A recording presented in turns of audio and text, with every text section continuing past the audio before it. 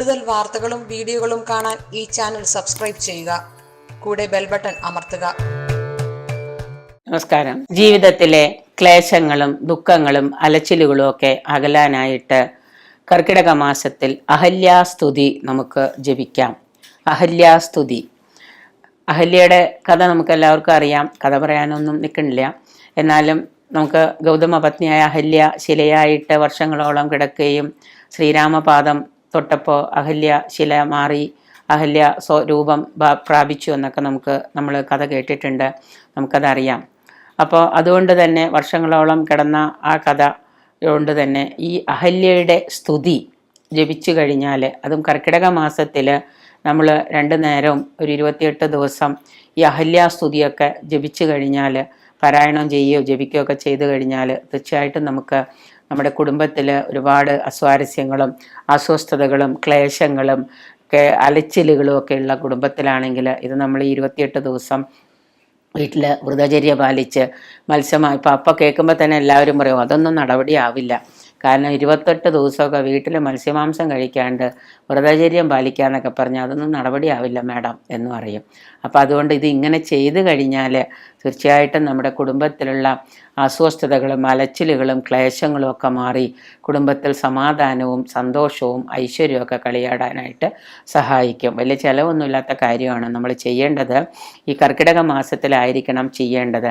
ശ്രീരാമസ്വാമിയുടെ പാദസ്പർശം നിന്ന് പാപമോചിതയായ അഹല്യ ശിലാരൂപം വെടിഞ്ഞ് സ്വന്തം രൂപം പ്രാപിച്ചു എന്ന് നമുക്കറിയാം.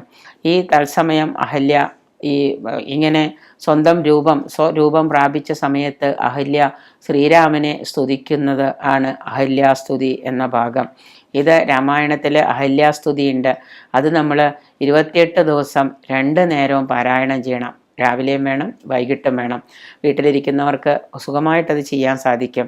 2 നേരവും 28 ദിവസം അഹല്യാസ്തുതി പാരായണം ചെയ്യുകയും അത് വളരെ ഭയഭക്തിയോടുകൂടി പറ്റുമെങ്കിൽ ഒരു നെയ്വിളക്ക് കൊളുത്തി വെച്ച് അതിന് മുന്നിലിരുന്ന് ആ വിളക്ക് ഭഗവാനാണ്, ശ്രീരാമനാണ്, ശ്രീരാമ മഹാദേവനാണ് എന്ന് സങ്കല്പിച്ചുകൊണ്ട് നമ്മൾ അതിനെ വിചാരിച്ച് നമ്മൾ ചെയ്യും.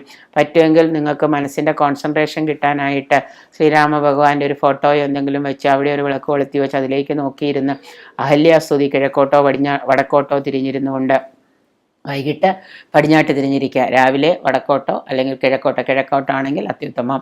വൈകുന്നേരമാണെങ്കിൽ വടക്ക് അല്ലെങ്കിൽ പടിഞ്ഞാറ് ഇങ്ങനെ തിരിഞ്ഞിരുന്നുകൊണ്ട് ദിശയിലേക്ക് തിരിഞ്ഞിരുന്നുകൊണ്ട് നമ്മളിത് പാരായണം ചെയ്താൽ നിങ്ങളുടെ ജീവിതത്തിലെ എല്ലാ ക്ലേശങ്ങളും അലച്ചിലുകളും ദുഃഖങ്ങളും ഒഴിഞ്ഞു മാറി നിങ്ങൾക്ക് സമാധാനവും സന്തോഷവും ഐശ്വര്യവും നിങ്ങളുടെ കുടുംബത്തിൽ കളിയാടും.